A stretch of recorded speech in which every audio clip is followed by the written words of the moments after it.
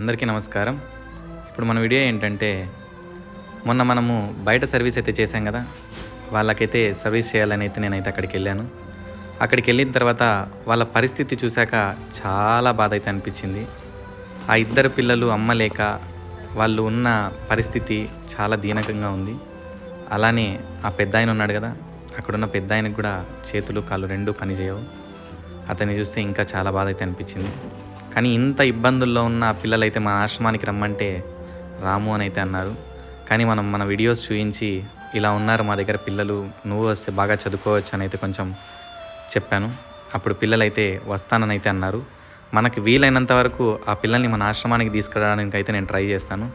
ఈ వీడియో మీకు నచ్చితే లైక్ చేయండి, షేర్ చేయండి, అలాగే మీ అభిప్రాయాన్ని కామెంట్ ద్వారా తెలియజేయండి. Thank you.